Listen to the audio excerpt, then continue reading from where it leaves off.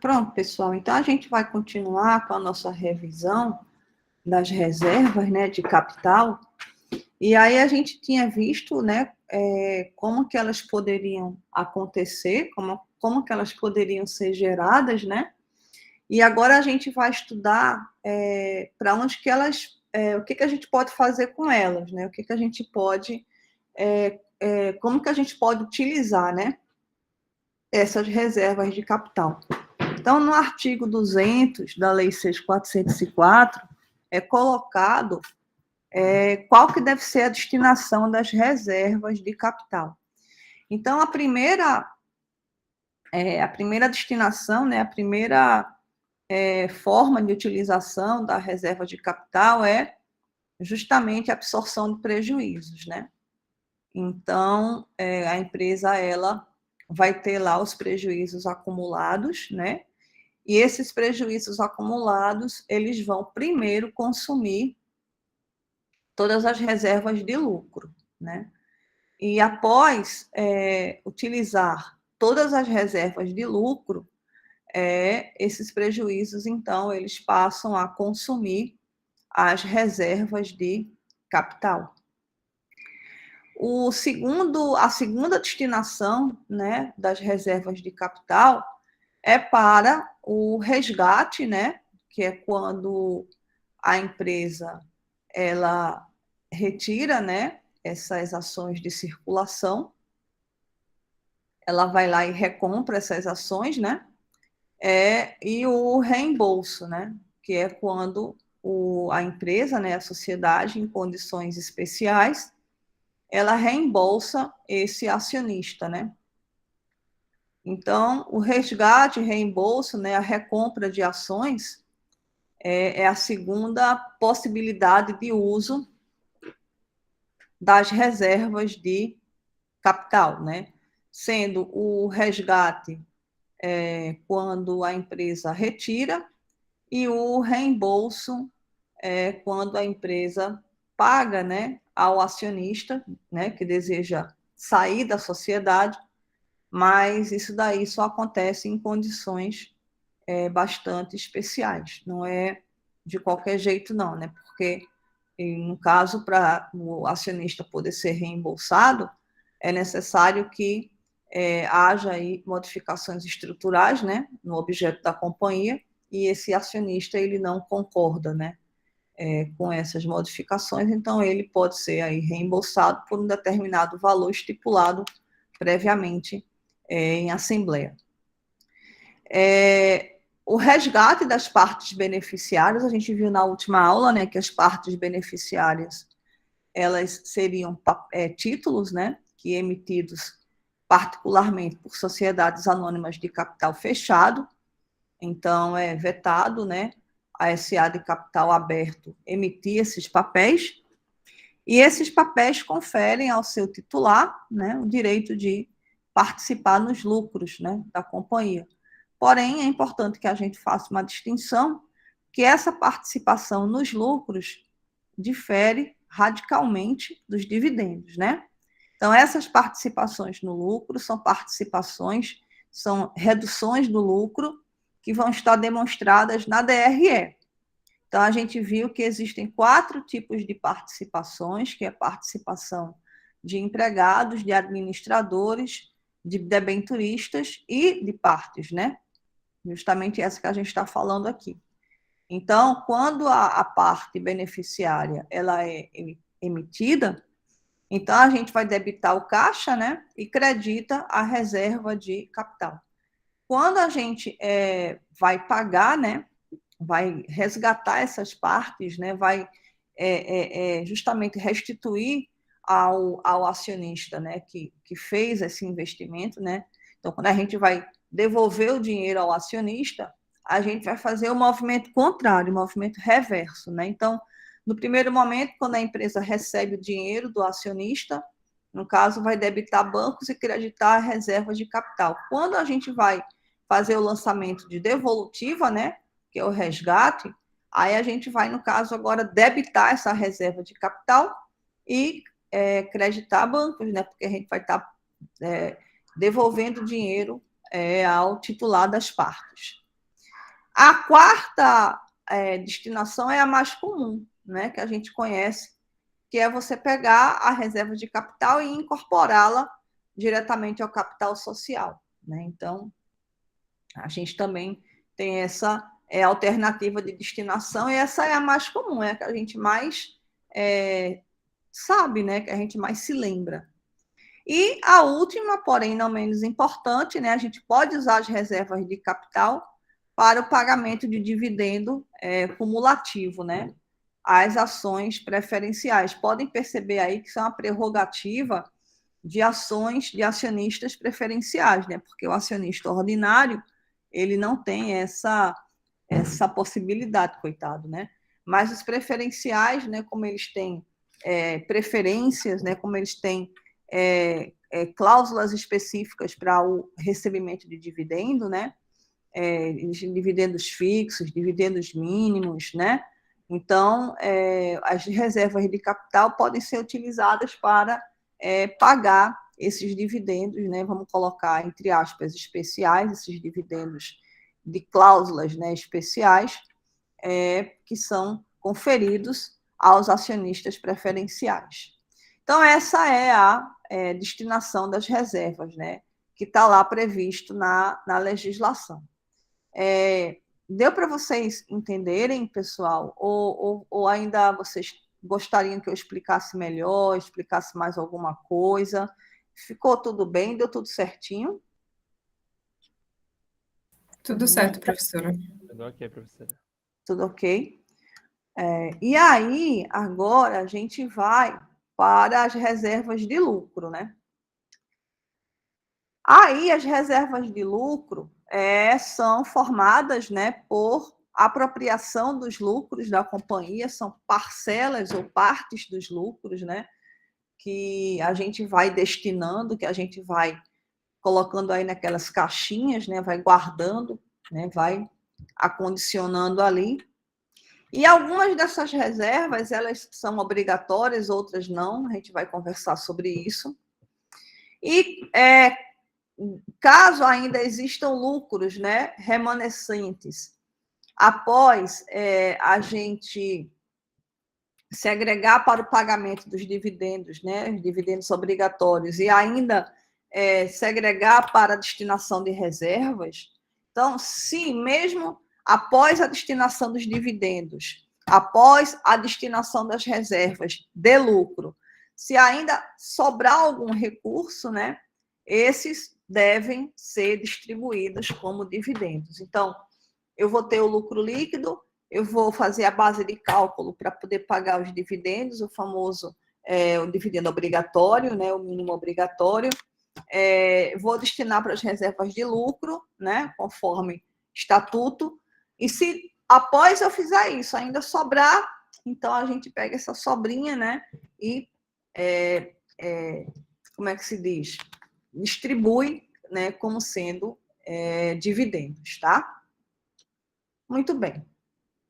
E aí está o nosso quadrinho, né, das principais, né, das reservas de lucros que estão lá dispostas na lei. Então, esse quadrinho, ele é bem legal, bem tranquilo.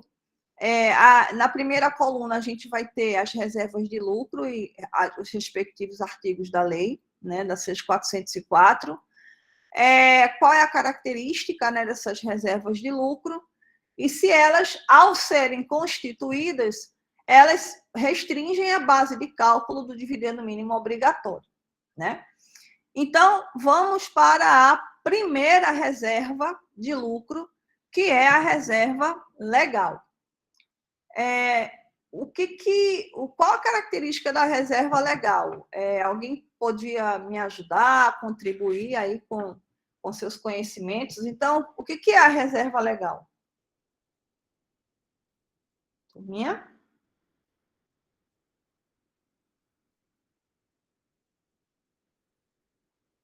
Ô, professora, eu só lembro que ela é uma reserva que a lei manda fazer e que ela é a última a ser absorvida.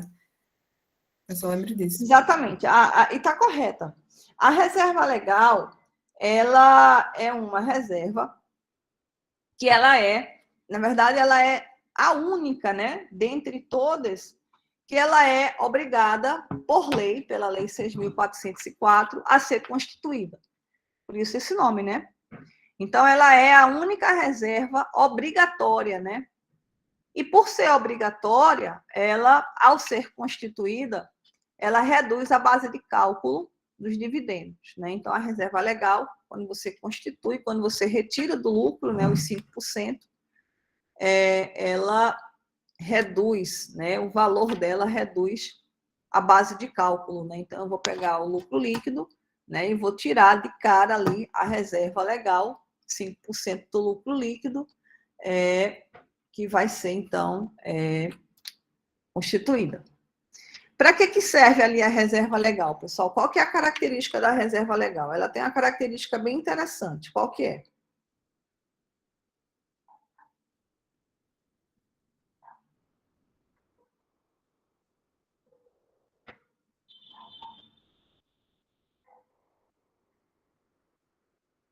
Vinha? É para o aumento de capital? Não, não é bem para isso, não. Qual que é a principal característica ou o principal objetivo da reserva legal? Ela tem um Falaram objetivo aqui, bem... professor. Oi? No chat. Falaram aqui no chat. Limite de José 20%. Gabriel disse, é a porcentagem que ela pode representar do PI. Aí a Ana PI? Gabriela falou, limite de 20%, e Arthur César falou, não pode ultrapassar 5% do capital social. Não lembro o percentual. Não, beleza. Vamos por partes, né? Como diria a gente. A Professor, reserva legal, o objetivo dela, basicamente, é proteger o próprio patrimônio, né, da companhia, proteger ali o fluxo de caixa, né? E, evidentemente, por tabela, proteger os credores, né? Porque essa reserva legal, quando você constitui, você pega um percentual do lucro e você faz, vamos colocar aspas, né? Uma poupança, né? Você tira do lucro e restringe, né, o pagamento de dividendos em 5%, né? Então, você deixa de pagar, deixa de distribuir 5% do lucro ao acionista, né? E aí você faz uma salvaguarda ali do fluxo de caixa, né? Porque aquele valor você não vai distribuir. E aquele fluxo de caixa, em última análise, ele vai proteger os credores, vai proteger a própria empresa, né, de ficar descapitalizada em última instância. Agora, os percentuais é 5% do lucro líquido, até um determinado limite. Então, esse limite é de 20%, tá? 20% sobre o quê? Não pode ultrapassar quantos por cento do capital social? 20, né? 20. Oi, Elias, pode falar, meu amor. seria do valor total do capital social, professor. Isso. Né? Então, o primeiro limite, o primeiro teto é 20%, né? E o segundo teto? 30% da reserva legal mais a reserva de capital? 30% do capital social mais as reservas de capital, né? Então, 5% do lucro líquido que você restringe o pagamento de dividendos, com o objetivo de você salvaguardar ali o fluxo de caixa, de distribuir 100% dos dividendos, então você salvaguarda aquele valor não é distribuído. Então, tem esse objetivo, né? E são dois limites, né? 20% do capital social ou 30% do capital social mais as reservas de capital, quando então ela poderá deixar de ser constituída. Ok, pessoal? Tranquilo até aqui? Ô, professora, ou 30% do capital social mais as reservas, né? Mais as reservas de capital. Tá, 30% obrigada. do capital social mais as reservas de capital. Ô, professora, eu também fiquei em dúvida em relação a essa informação que a senhora passou, é nova para mim. Não ficaria esse 30% do capital mais a reserva, não ficaria bem acima do valor de 20% do valor que é dito na lei? Então, 20% do capital é o primeiro teto, correto? Certo. Ou 30% do capital mais as reservas de capital. Quer dizer, nesses 30% teria que estar incluído as reservas de capital, nos 30% total. Seria Isso. 30%, mas com as reservas, né? Isso, você somaria os dois As grupos de reservas conta. todas e a reserva legal daria 30%. Você somaria o capital social mais as reservas de capital. Aí você vai tirar 30%. Eu estou entendendo o seguinte, seria primeiro limite, 20% do capital social, tudo bem. Perfeito. Mas essa Primeiro seria limite puxado. 30% do capital social, 30% do capital social, e mais as reservas. Isso aí não ficaria mais do que 30%. Eu estou entendendo o seguinte, seria 30%, mas nesses 30% estariam incluídos as reservas, todas as reservas, né? Todas as reservas? Sim. Não, Seria filho. 30%, incluindo já as reservas, ou em 30% mais as reservas, as outras reservas? 30%. O primeiro passo seria somar o capital social mais as reservas de capital. Aí Isso, depois você tira os 30%. isso. É isso aí. Entendi, professor, entendi. Agora entendi, Ficou compreendi. claro, Seria o filho? total do capital social, somando as reservas de capitais, aí Isso. dessa reserva não poderia passar de 30%. Está entendendo? Entendi agora. É isso aí, Obrigado. é isso aí. É isso aí, tá? Então, colocando em termos de número, né?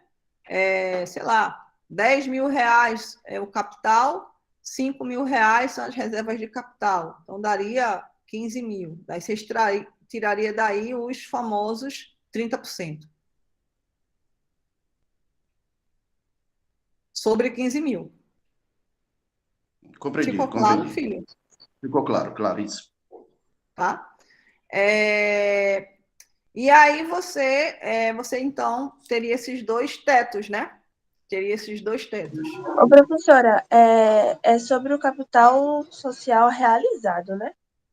Isso, capital social integralizado ou realizado. Certo? Ok. Ok. Tá sem microfone, Adele. Alguém pede para ela olhar o chat. Tô olhando, amor, tô olhando. Só para confirmar se é isso que estou pensando. Ali em cima. Eu achei que era a soma da reserva legal mais a reserva de capital. Não, Adele. Eu peguei aqui o próprio artigo 93. Se você me permitir, eu vou dar uma lidinha para você. Então, a primeira reserva é a reserva legal. Quem tiver com computador pode me acompanhar também, lá no artigo 93 da lei. Então, do lucro líquido, 5% vai ser aplicado antes de qualquer outra destinação na constituição da reserva legal, que não ultrapassará, que não excederá 20% do capital social, certo, Adélio? Então, isso daí é o artigo 93 da lei. Eu pedi aqui licença para ler com vocês. Aí, no parágrafo 1º, a companhia poderá deixar de constituir a reserva legal no exercício em que o saldo dessa reserva, tá, acrescido do montante das reservas de capital, de que trata o parágrafo 1º do artigo 182, exceder 30% do capital social. A companhia poderá deixar de constituir a reserva legal no exercício em que o saldo dessa reserva, que é a reserva que a gente está falando, a reserva legal, acrescido do montante das reservas de capital, exceder 30% do capital social. Então, Adele, foi ótima a sua observação, minha flor, perfeito. E eu vou repetir para ficar todo mundo ciente e a gente compreender bem certinho. Então, o primeiro teto é 20% do capital social. Fechado, turma? Ok, professor. Primeiro teto, 20% do capital social. Segundo teto é o seguinte: o saldo dessa reserva, que é a reserva legal, acrescida das reservas, acrescido do montante das reservas de capital, então a gente vai somar, Adélia, as reservas legais mais as reservas de capital, e elas não poderão ultrapassar 30% do capital social. Então, pessoal, peço desculpas, tá certo? Mas a Adélia está corretíssima, tá? Ela foi aí certeira no artigo da lei. Obrigada, Adélia. Perdão a todos aí, pessoal, pela informação, mas a informação correta é essa que a Adélia colocou aí no chat. Valeu, pessoal?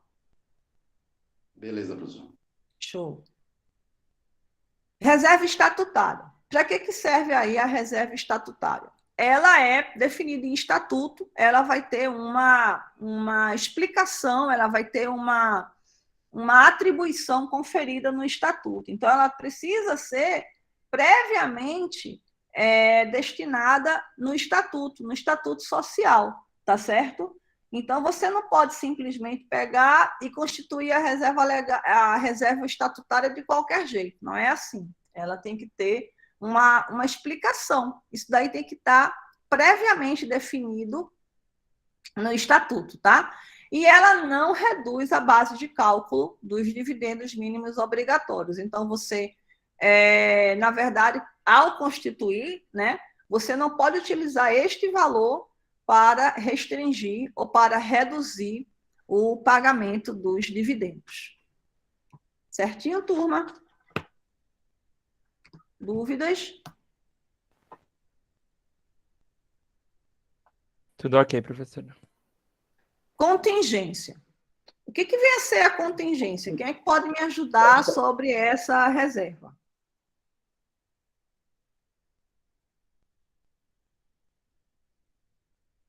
É como se fosse uma reserva para emergências, para, sei lá, coisa relacionada a algum risco para a empresa? Ela é uma reserva que tem por finalidade deixar o nível de distribuição de dividendos ou o volume de distribuição de dividendos mais uniforme. Vamos tentar explicar isso. O Arthur está escrevendo aqui, né? Para eventuais prejuízos. Vamos tentar explicar assim. Imagine uma empresa que nessa empresa ela tem uma certa sazonalidade. Então, ela tem momentos ou determinados anos. Isso é muito comum no agro, né? No agronegócio, e também em empresas que possuem aí problemas relacionados a eventos climáticos, né? Então, o agro, né? Então, você tem períodos assim de uma explosão aí de receitas e períodos que isso não vai acontecer. Então, você tem aquela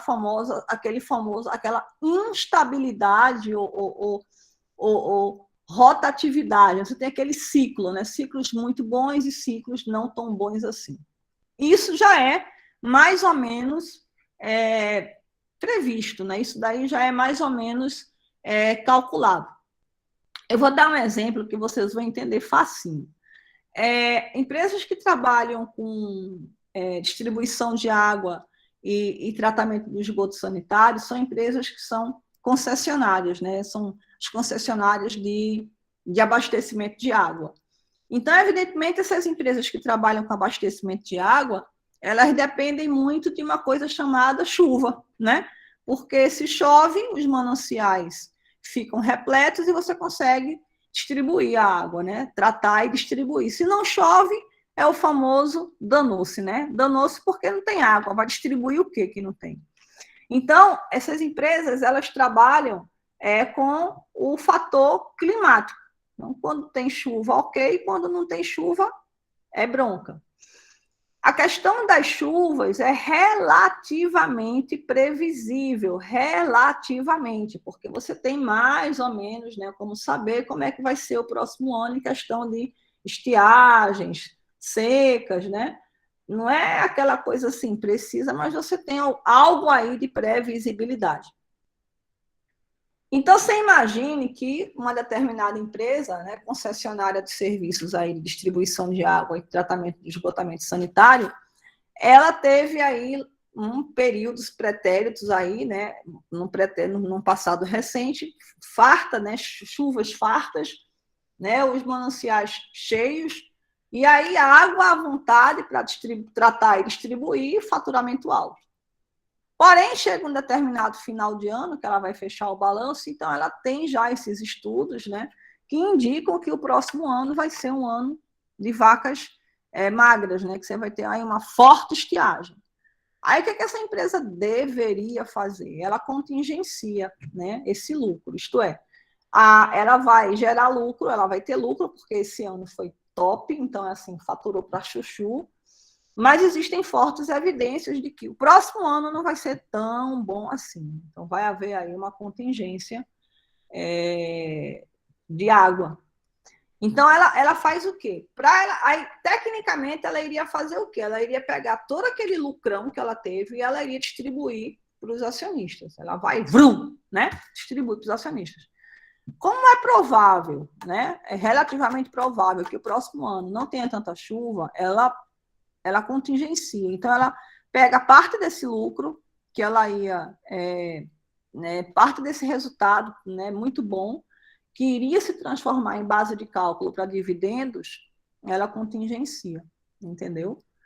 Então, ela evita que seja distribuído dividendos sobre aquele valor, que é um valor devido, é um valor lícito, é um valor que os acionistas de fato teriam direito. Mas o que ela está prevendo? Né? Ela está prevendo que no próximo ano não vai ter tantos lucros assim, tanta receita, tanto faturamento. Então, para não prejudicar a distribuição de dividendos do próximo ano, ela contingencia esse ano. Então, os acionistas iam receber X mais Y de dividendos, ela pega o Y e contingencia. Então, os acionistas vão receber aquela quantidade, né, que eles já estavam acostumados, mas eles não vão receber aquele valor excedente daquele lucrão que teve.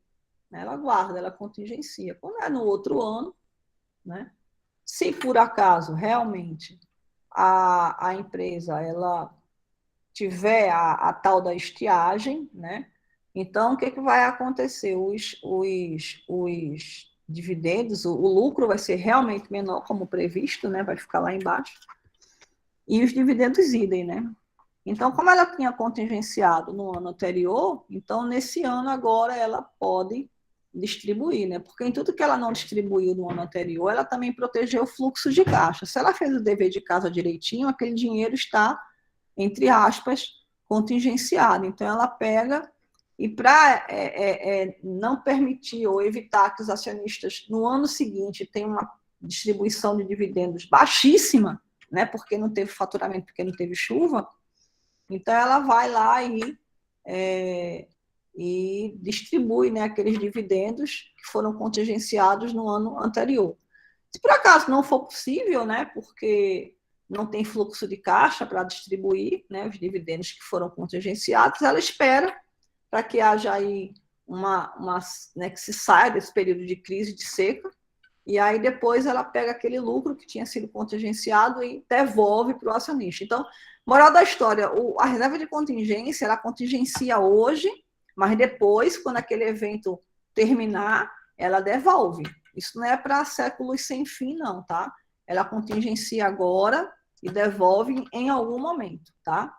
Porque não existe uma contingência eterna. A contingência, ela é pontual, né? Então, quando terminar aquela contingência, seja seca, seja um período realmente cíclico sei lá, de mercado, então depois que passou aquele momento, vai lá e distribui. Então, esse é o objetivo da reserva de contingência e, evidentemente, né, ela vai restringir o DMO, os dividendos mínimos obrigatórios. Turminha, tudo bem até aqui? Ô, professora, uma dúvida.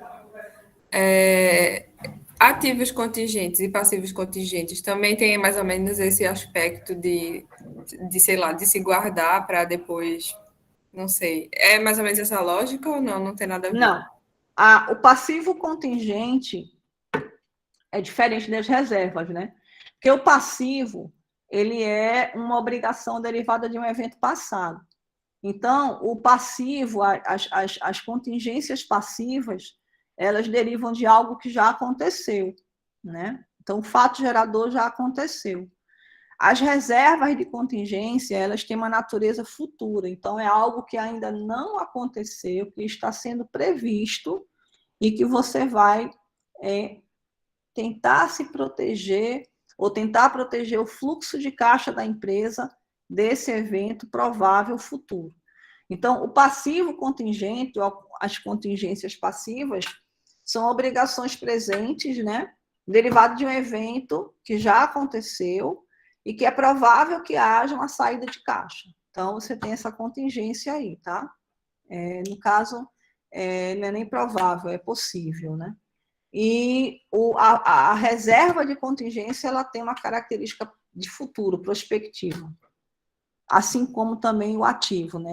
Tanto o passivo como o ativo contingente relacionam-se a eventos passados e as reservas de contingência a eventos futuros e prováveis. Essa é a diferença.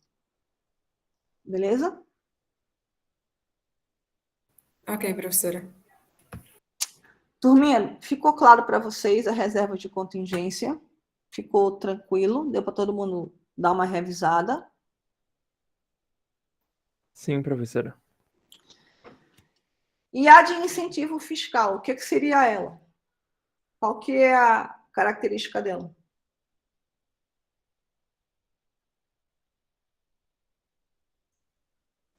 Seria quando a empresa recebe algum tipo de auxílio do governo.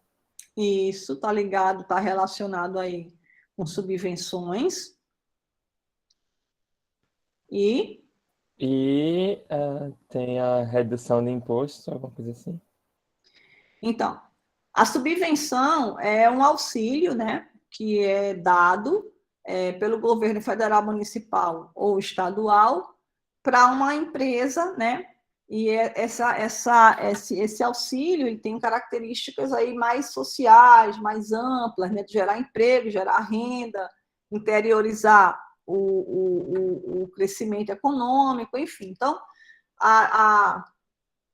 as subvenções têm essa característica aí de promover o crescimento em áreas que são normalmente mais esquecidas, né? Então, você dá aquela subvenção, dá aquele auxílio, aquela força, né? Para que a empresa se instale naquela localidade lá, beleza. Bom, e toda a subvenção, na maioria, né, na grande maioria dos casos, se converte em um benefício financeiro.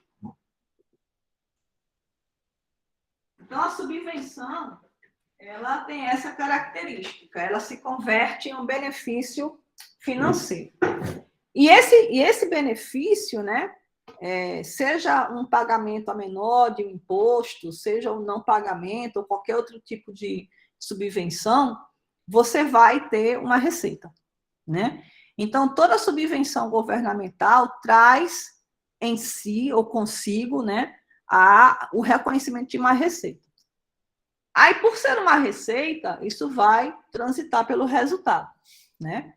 E transitando pelo resultado, você vai ter o reflexo no lucro, né? No lucro líquido. Muito bem. Quando chega no lucro líquido, você tem agora a figura tributária, né? Os tributos sobre o lucro. Então, qual que é a lógica, né? Você não deveria tributar uma receita que teve como fato gerador uma assistência do Estado, né? Do governo. Então, você estaria tributando, ou seja, o Estado estaria tributando ele mesmo, né? Então, essa receita, que é oriunda de uma subvenção governamental, ela não deve, de forma alguma, sofrer tributação. Então, ela não deve ser tributada. Muito bem, mas tem um outro detalhe, né? Ela não é tributada, ok, mas como ela é uma receita, ela vai compor o lucro, né? Isso é fato. E quando ela compõe o lucro, evidentemente, ela vai entrar na base de cálculo dos dividendos, né? Então, no lucro, vai para a base de cálculo. Só que, como ela vai compor a base de cálculo ela poderá se transformar em dividendos, a gente tem que entender que, ao distribuir os dividendos, dentro desse balaio de gato, né, dos dividendos, vai ter aquela receita, ou vai estar contida aquela receita, que não foi tributada por se tratar de uma subvenção. Então, a receita vai estar lá no bolo, né? Vai formar a base de cálculo dos dividendos, vai ser distribuída como dividendos, mas ela não foi tributada. Então, o que acontece? Você não deve, não pode, né, distribuir aquela receita de subvenção, de incentivo fiscal, né, como dividendos. Não pode, porque ela não foi tributada.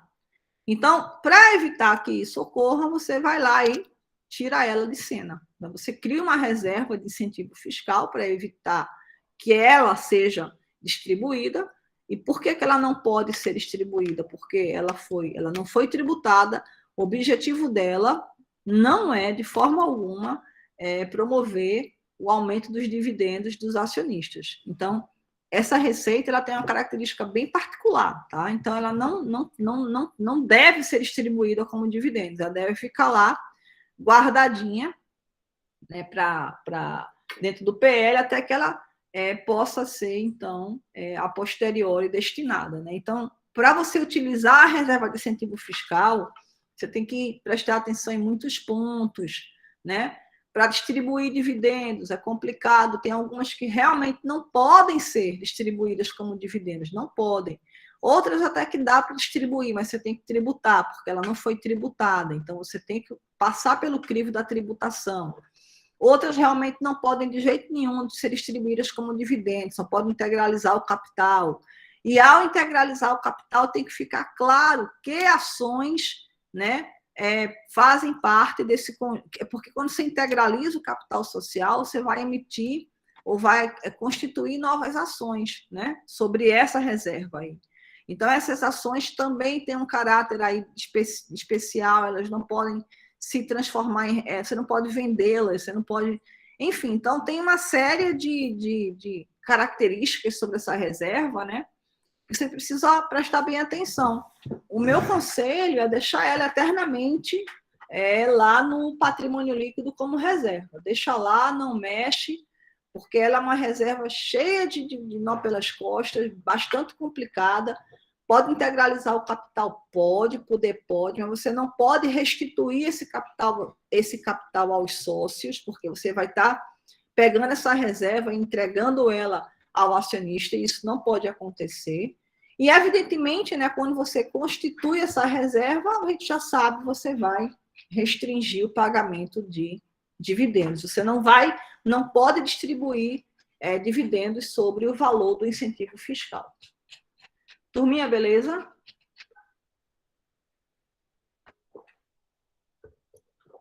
Ô, professora, Oi. no caso, essa subvenção, o governo vai dar dinheiro para a empresa?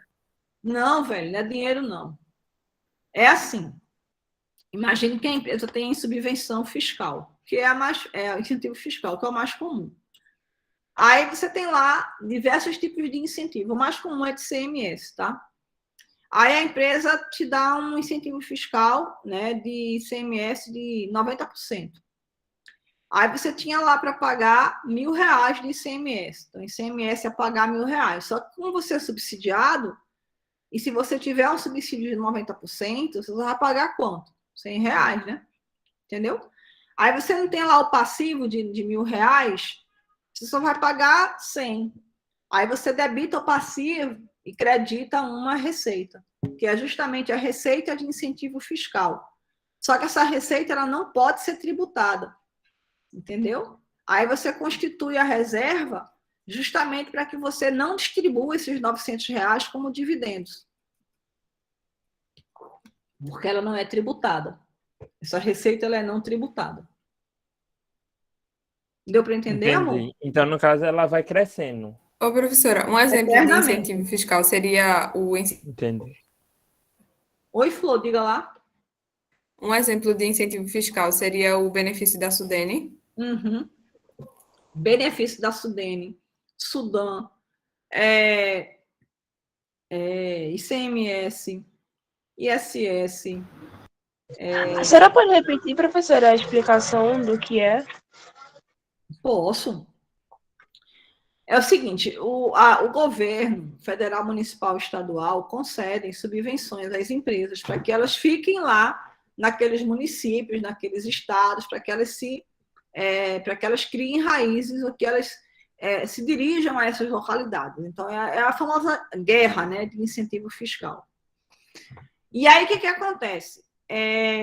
Imagine uma empresa que tem subvenção de CMS de 90%. Tá? Então, você não vai pagar, só vai pagar o ICMS de 10%. Né? Do seu saldo de CMS a pagar, você só vai pagar 10%. Aí, digamos que você tenha R$1.000 de ICMS a pagar. Como você é subvencionado, dos R$1.000, você só vai pagar 100. 900 é subvenção. Aí eu vou debitar o passivo, né, em 900, o passivo de CMS, e credito receita de incentivo fiscal, 900. Essa receita, ela é não tributada. Porque que ela é não Entendi, tributada? professora. Entendeu? Sim. Já entendeu mesmo? Sim, eu estava na dúvida só sobre como era o processo, a senhora me tirou a dúvida já. Pronto. E aí, dito isso, né, a reserva de retenção de lucros, que, na verdade, né, eu fico brincando que ela é a antiga conta de lucros acumulados, que hoje ela não existe mais, né? Então, você retém esse lucro também visando aí algum tipo de objetivo, alguma finalidade, alguma destinação. Então, é autorizada, né, pela Lei 6.404 que você retenha ou destine, né, parte dos lucros para alguma finalidade também, né? Então, você tem essa prerrogativa na legislação, né, de você reter aí, né, parte dos lucros, né?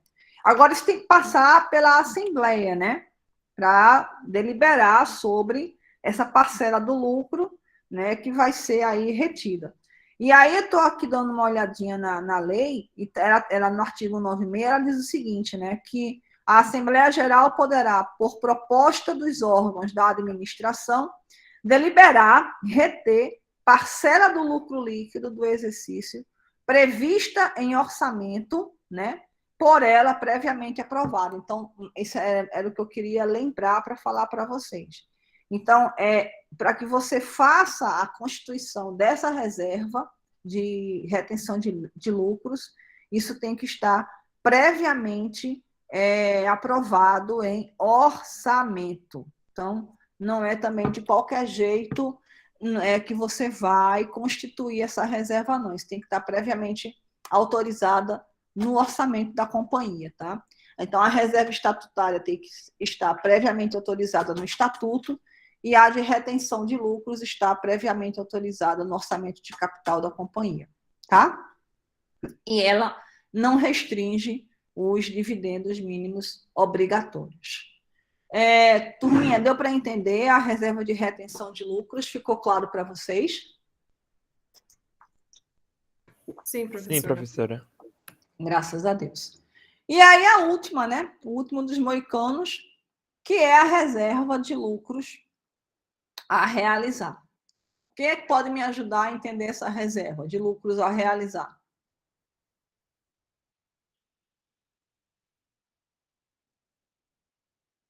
Qual que é a característica dela?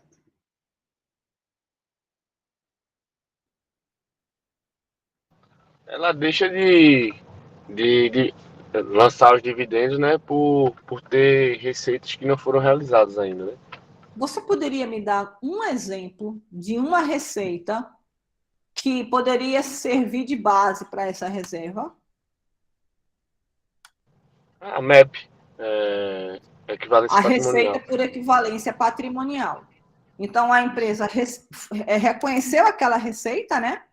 A receita foi reconhecida, mas ela não foi recebida. Ela não se transformou em fluxo de caixa. Então, o que acontece? É um lucro, de fato é um lucro, mas é um lucro que não foi realizado financeiramente. Então, o que está por trás? A gente vai dos dividendos, né, que foram calculados, a gente vai extrair aquele lucro, né, que não foi realizado, tira da base de cálculo, para que você não distribua dividendos em cima de um lucro que você efetivamente não realizou. Ok? Alguma dúvida, galera? Tá tranquilo?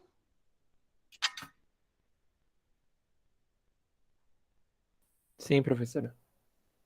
Tranquilo, professor. O saldo das reservas de lucro, exceto as de contingências, de incentivos fiscais e de lucros a realizar, não poderá ultrapassar o limite do capital social. Atingindo esse limite, você tem que, então, perguntar para a Assembleia o que é que eles vão fazer, né? Ou aplicar, né? Ou a Assembleia vai deliberar sobre a aplicação desse excesso para aumentar o capital, né? Então, ou você reverte para o capital, ou distribui como dividendos para a galera. Então, o saldo das reservas, exceto contingências, incentivos fiscais e lucros a realizar, não poderá exceder o capital social, né? Você não pode ter mais reservas do que capital. E, se por acaso isso acontecer, ou você integraliza, né, ao capital, ou você distribui como dividendos. Pessoal, eu acho que a gente encerra por aqui, né, essa parte. Deixa eu dar aqui um stop. Professora, Oi. a senhora não colocou esse slide ainda lá no Classroom, não, né? Eu tô nele, vice. É?